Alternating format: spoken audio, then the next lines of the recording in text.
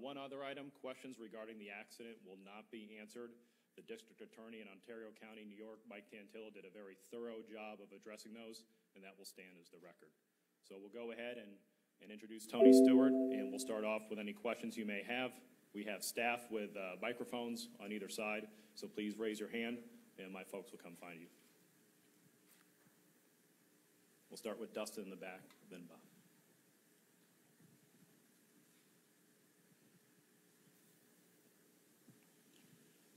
Dustin Long, MRN.com. Tony, since the accident, when you think of Kevin Ward Jr., what comes to mind? Honestly, before the accident, I didn't know Kevin. I mean, I don't even know how many times I'd raced with him. I race with that group a couple times a year. They've always been a great group to race with. But I didn't know him. But obviously, after the accident, I've read a lot about him, and you know, from what I've read, I think he had a really promising career as a sprint car driver. It sounded like he was doing a good job and learning a lot at a young age. So I think he had a lot to look forward to. Bob Hocker, Sporting News. Do you want to and need to talk to the Ward family to have any sort of closure? And if so, can you talk to them, or are you prepared to that it could be years until all the kind of legal stuff is done for that before you can talk to them? You know, I think at this point, I want to be available to them if they want to talk about it. At this point, I don't need to talk to them for closure. I know what happened, and I know it was an accident, but you know, I'm offering to talk to them to help them if it helps them with closure. So you know, I said it when we were in Atlanta, and I still believe that, you know, I want to be available to them if and when they ever want to talk. Alan Cavan, NASCAR.com. On the topic of closure, at some point the focus will turn back to your career as a race car driver. Have you thought about when or how that can happen? Well, I mean, we've been racing since Atlanta, obviously, but it's, you know, it's not been business as usual by any means. You know, and this is going to be a healing process for me. So, you know, it makes you think about a lot of things other than driving race cars. But the one thing that's probably helped me more than anything is being back at the racetrack and being around my racing family, and you know, remembering that I have a passion for what I do. So, you know, that's probably helped me more than anything when it's come to you know, trying to make that next step to move forward. Jeff Gluck from USA Today. Tony, if you could do anything differently over the past couple months, what would it be? I'd have stayed at Watkins Glen that night.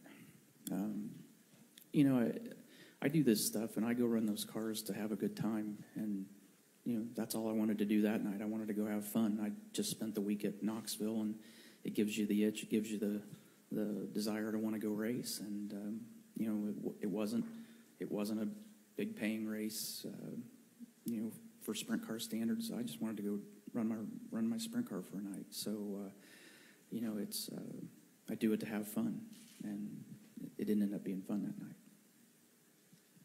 Tony, Tom Jensen, FoxSports.com. How have you been spending the time since the accident happened, and will your routine change now that you've been exonerated? You know, since we went back to Atlanta, basically I go from the motorhome to the car, and from the car to the trailer, and from the trailer back to the car, and that's literally all I've done since I came back. So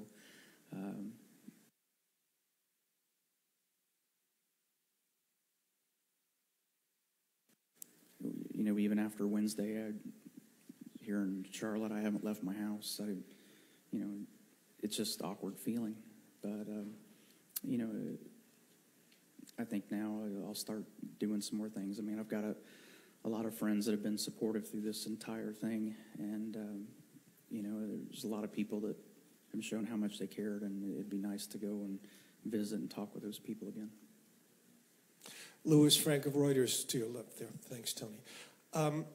Have you reconsidered or considered stopping driving sprint cars as a result of this year and your injury the year before?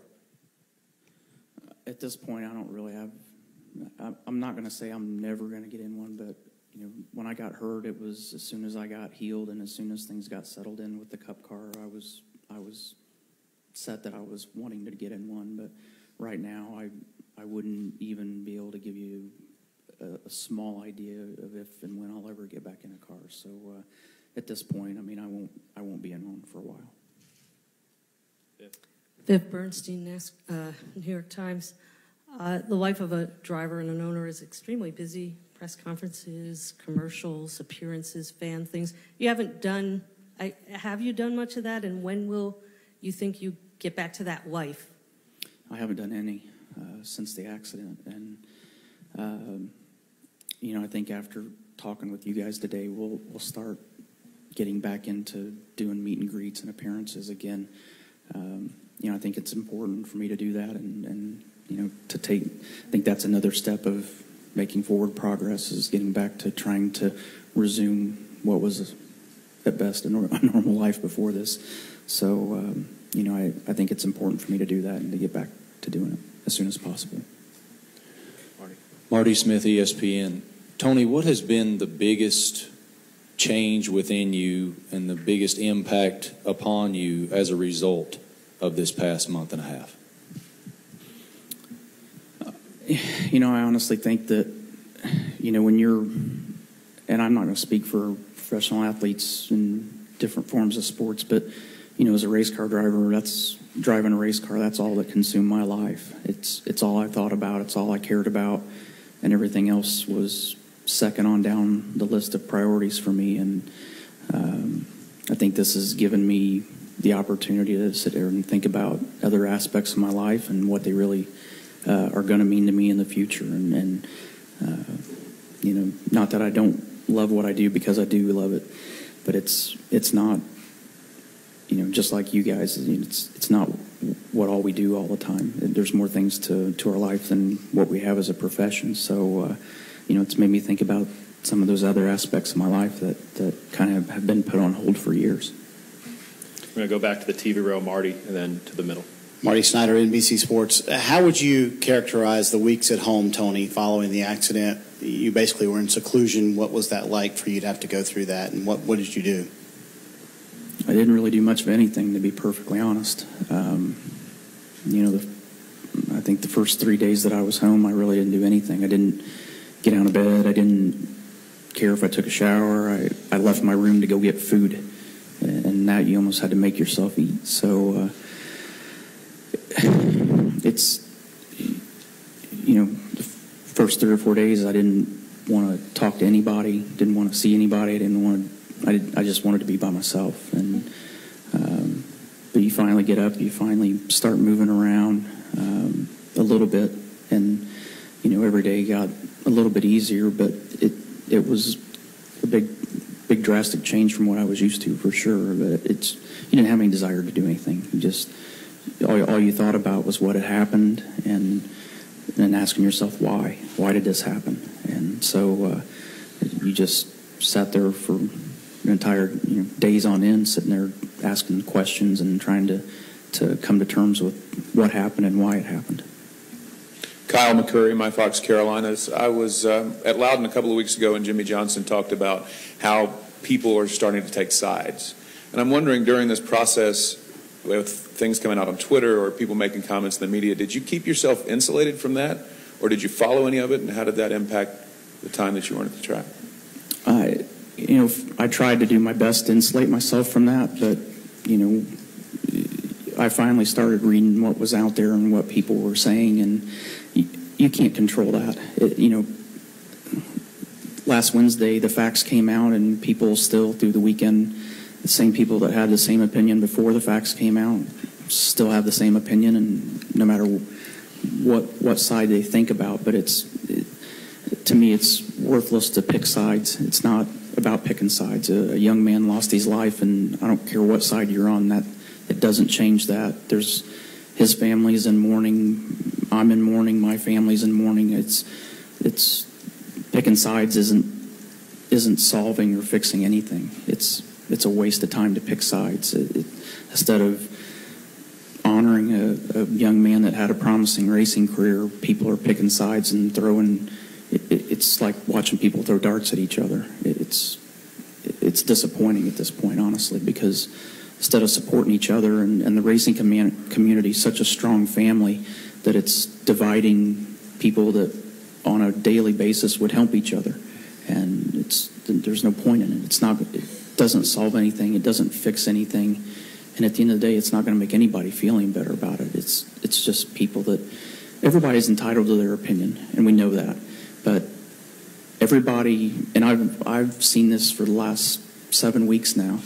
Everybody has made their decision and picked their side off of 100% of the information that they got, which is about 10% of all the information that's truly out there. And we all do it. Our society does it. We do it every day. Whatever we see on the news, we make our decision as people about what we see. But it's not, I don't think any of us every day about whatever topic it is we're trying to come to a conclusion about ever get all the facts. And you know, so you understand why people think the way they do, but I think more than not, I don't think people realize that, you know, that there's more information out there than what we all get on a daily basis about whatever it is.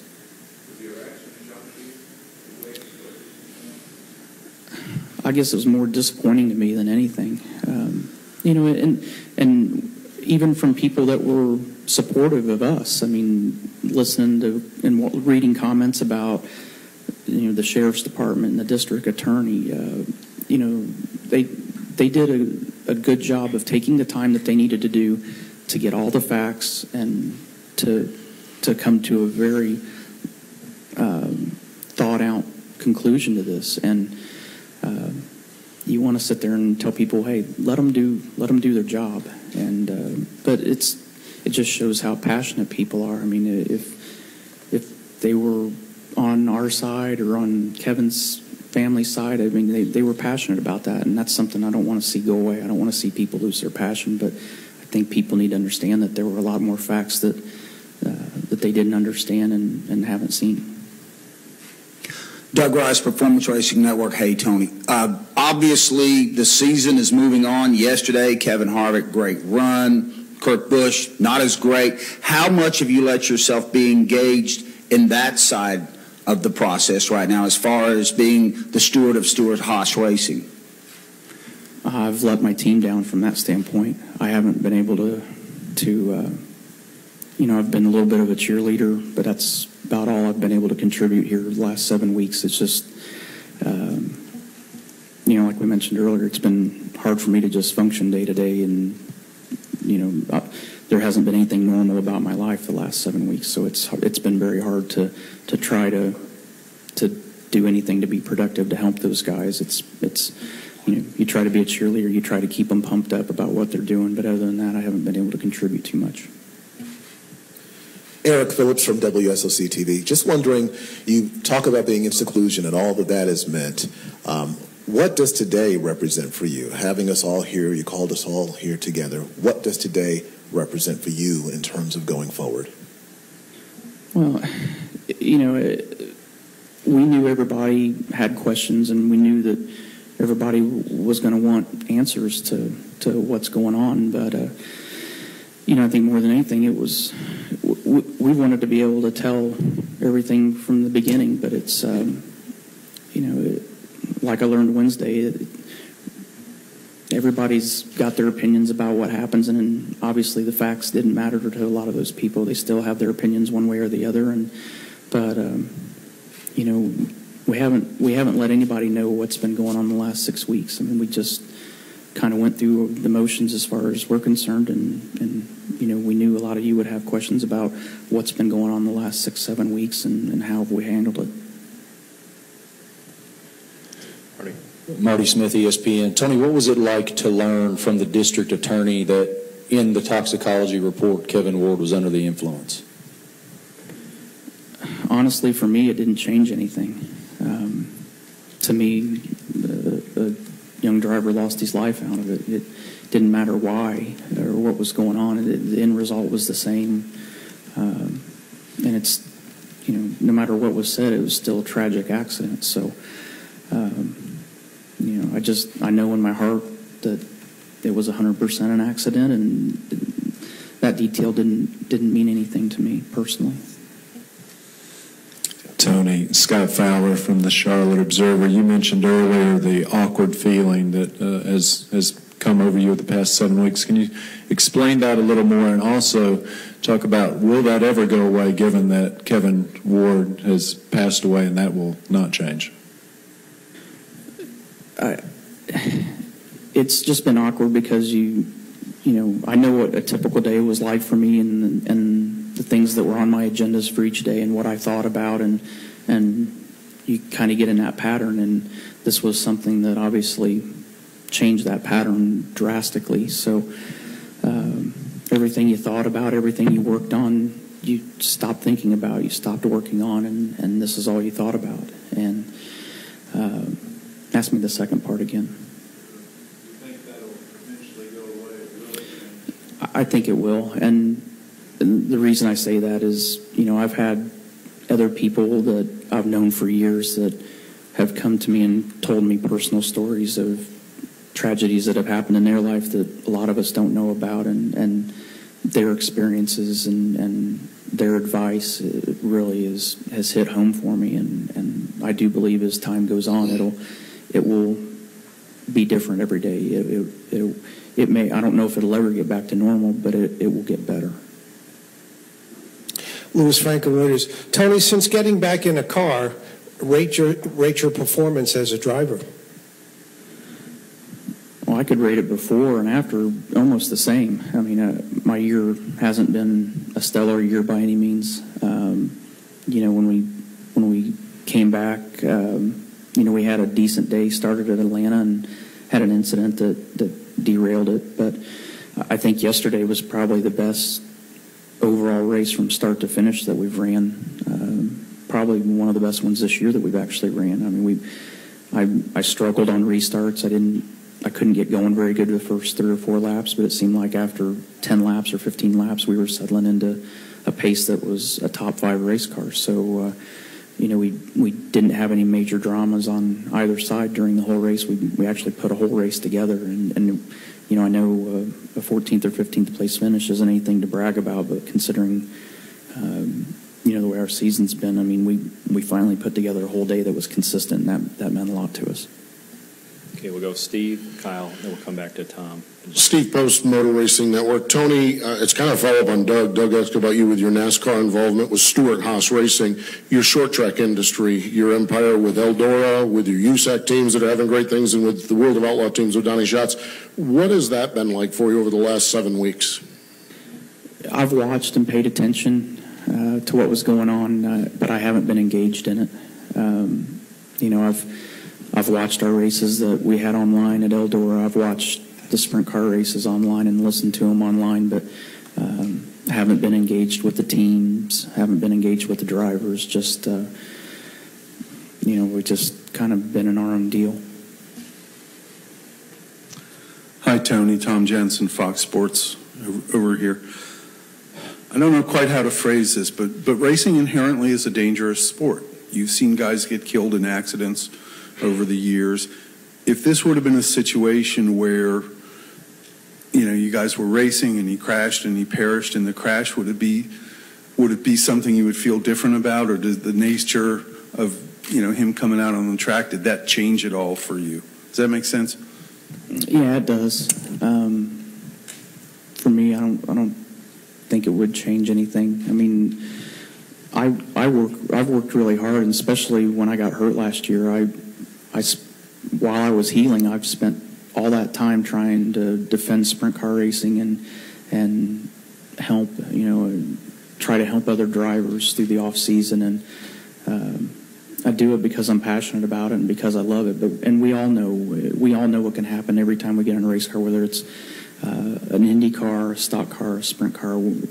Anybody that races anything knows what that is and what that danger is and what can happen.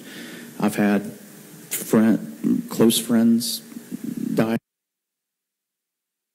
in race cars. I've had teammates die in race cars. there's nothing easy about it. I mean, like I said, the racing community is a very close-knit family, and that's anytime you lose somebody in that family, there's drivers and team owners and crew members from other sports that may not have ever met that driver that feel for that family and that driver through their tragedy. So no matter what the circumstances, the end result is something that nobody ever wants to see. And like I said, I've spent a lot of time trying to defend it and trying to help promote the sport, and none of us want that to happen to anybody under any circumstances. Tony, Eric Spanberg with the Charlotte Business Journal. I'm curious, this is a secondary thing, but it will begin to be important if it hasn't already, which is how are you dealing with sponsors? How are you talking to sponsors about moving forward, and what kind of concerns do you have about them being loyal to the team after this? It's a legitimate question, for sure. I mean, our organization has stayed in close contact with the sponsors through this whole ordeal. And I've been able to talk to a couple of them as well. Johnny Morris was one of the people that came to my house to see me while I was in Indiana. We've spoke to people from Mobile One, and they've came to see us in the last couple weeks at the racetrack. The support from them has been amazing. It's obviously a tough circumstance for anybody to be a part of, but for a corporation to be a part of as well. But they've been very supportive through this whole process, and I can't speak to what the future will be for them, but they've been supportive to this point, and that's something I've been very grateful for. Mike Nett from FrontStretch.com. First of all, welcome back. Glad to see you. Following up a little on what Steve had said, you own sprint car teams, you own tracks, and specifically Eldora. It was almost a therapy for you to get to go up and ride around on the four-wheeler and kind of get the shoes dirty, the hands dirty. Has this incident taken away from the cleansing properties of that therapy, and do you think you'll ever be able to ride around Eldora in the four-wheeler and feel the same again? I'm sure I will. It's just not right now. It's that's an important aspect of my life. It's something that's very important to me, but right now, it's right at this moment today, there's other things that are important to me right now, and they still are, but I'm not ready to go do that yet. Going and running the Cup car right now is important to me, and the great thing about Eldora and the dirt track teams and our drivers is we've got great people in place that do great things there, and that's afforded me the time to be able to think about what I need to do right now. Jennifer, Associated Press, you talked briefly about your race yesterday. It's been the best race you've had in your 5 back. Is there any correlation, do you think, personally, in how you performed yesterday to being able to move forward in the decision Wednesday? I really don't know if it does or not, to be honest. Honestly, at the racetrack on Friday and Saturday, we struggled. Our qualifying effort was the best that I'd qualified at Dover in a long time, but we really struggled in practice leading up to that, and Saturday all day we struggled, and I thought Chad and the engineers did a really good job Saturday night of taking all the information that they learned on both days, and I could tell right off the bat on Sunday that the car was quite a bit different than it had been the rest of the weekend. I don't think it had anything to do with that, honestly. I think getting back in the car every time I've got in there, it's given me a chance to focus again, and that's something that I've needed as a diversion. But I think from the time that I went back at Atlanta, the first session there, the car felt really good, and we had a good weekend at Atlanta up till it got derailed. But I think at this point in my career as a driver, I think when you make the decision to put that helmet on, you have to know in your heart that you're ready to go and you're ready to do it. And I felt comfortable in the car from day one. Biff Bernstein, New York Times. You're a championship level driver on the track and a sort of a larger than life figure off of it, which is responsible for all of this. Can you get back to that person that you were that garrulous, likable, combative guy, or is it going to be a while before you're that personality that fans have been drawn to all these years? Well, I think the support we've had from our fans, I don't know if they even care if we get back to that. They're just happy we're back right now, and that's been very comforting for us and for me. I've really appreciated their support and how they've helped welcome me back to the track. So it's hard to say, Viv, to be honest. I appreciate the fact that you said I was a nice guy, but you know, this is a process that's day to day. You take it one day at a time, and you know, before the accident happened, I mean, a day would fly by, and now a day seems like 2-3 days. The clock it feels like the batteries are running low on the clock.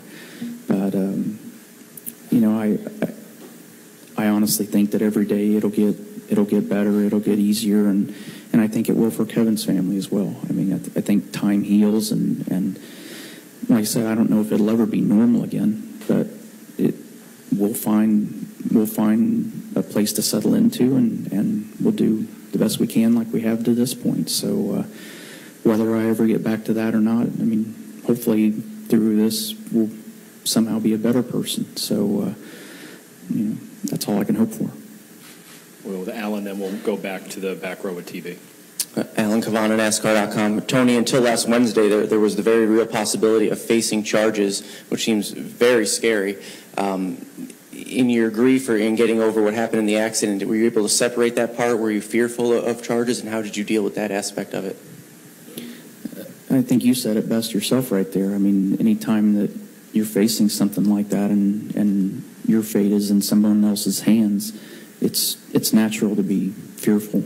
But all along, I knew, and I know what the facts are. I knew what had happened, and I know what happened.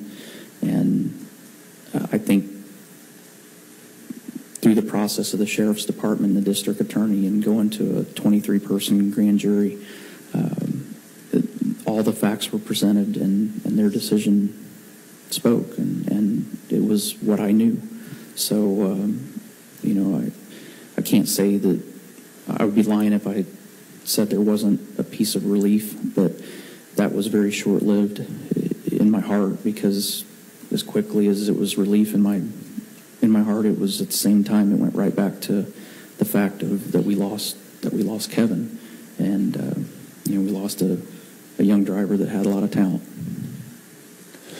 Marty Smith, ESPN. You discussed those early days not wanting to do anything, just be secluded. What thought, if any, throughout this process have you given to hanging it up altogether and just being done driving? You know, and even with the decision right now that I don't know if and when I'll ever get back in a sprint car, like I said, the support from the fans and the support from your peers and people that were around every day. I mean, I've had drivers that I race with every week and drivers that I haven't raced with for months that have said, don't let this keep you from doing what you love.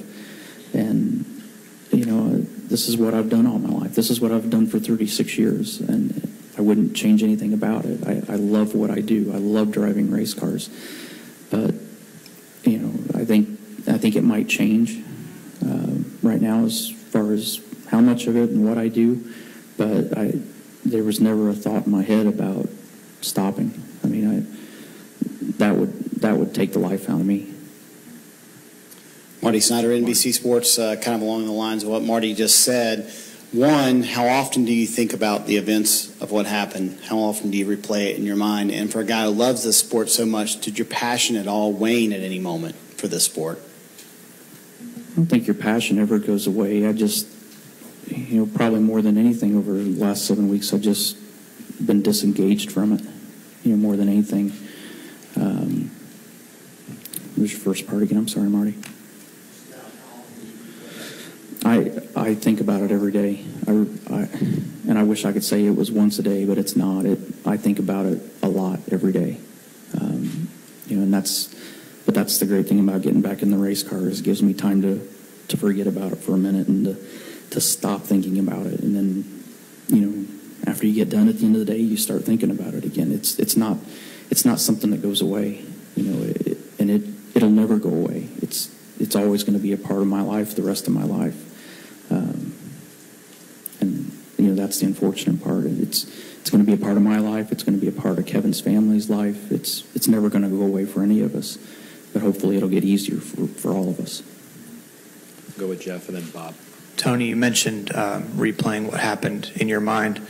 Have you watched the video of what happened? I've seen the video of it, yes.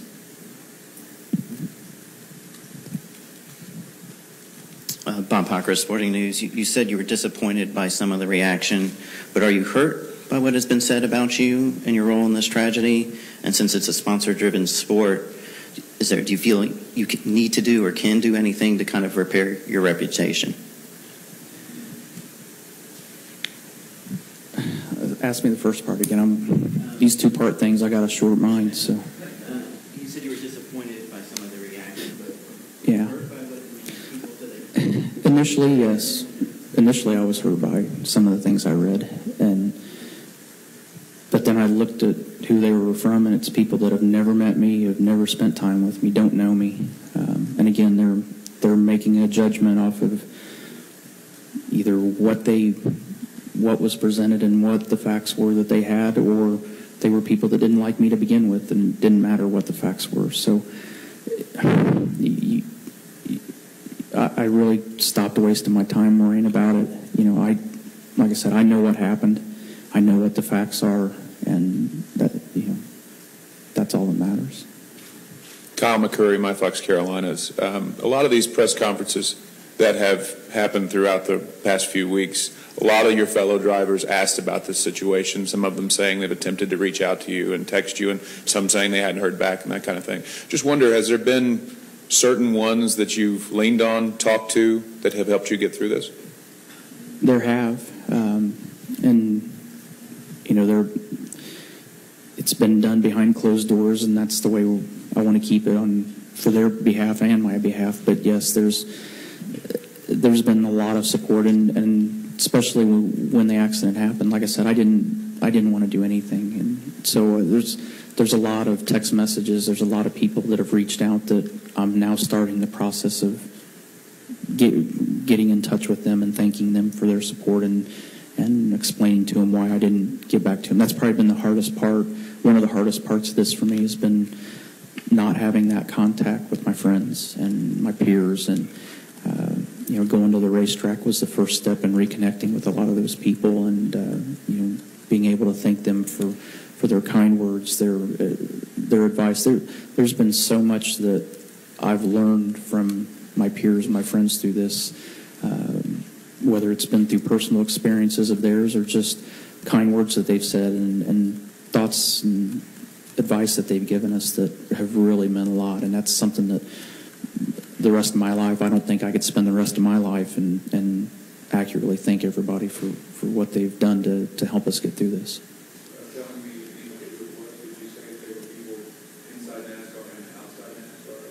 Both. It's been all across the racing community, in NASCAR, outside NASCAR, people that I've met along the way that aren't involved in racing at all, but are people that understand. So that's been a huge, huge part for me. All right, I think we're getting a little close to wrapping up, but we got Marty and then Dustin, I believe, in the back. Marty Smith, ESPN. I imagine a substantial moment of vulnerability for you must have been that walk to driver introductions at Atlanta. First time you've been in public, you don't know what people are thinking. What was it like to walk up there and hear what you heard from the grandstands? Honestly, at first, I thought I accidentally walked out in Dale Jr.'s spot. But it was very overwhelming. I'm glad I had sunglasses on. But it was probably the most flattering and humbling parts of my career was to walk out there and have that kind of reception, and you know, riding around the back of the pickup truck there and seeing people against the fence that were cheering for us, and they had Jeff Gordon shirts on and Carl Edwards shirts and Matt Kenseth shirts. It didn't matter what they had on. It really shows the support. And, hearing about at Bristol how, something that I was really happy with was the fact that on the 13th lap, people held up 13 for Kevin, and on the 14th lap held it up for us. And I think it shows the kind of bond that race fans and the racing community have with each other. But it was very flattering in Atlanta for sure. I'll never forget that moment. Dustin Long, NYN.com. You had talked about in the article with the Associated Press last week about learned anything about how to deal with a tragedy like this, and to have somebody there that could help us through that and help us be able to make forward progress. It was very important, and it's still we're still using them. It's not something that gets back to normal overnight, and it's something we'll deal with for a long time. But it's nice to have that kind of support and that kind of guidance that will help you learn how to cope with it and deal with it and start moving on. All right, everyone.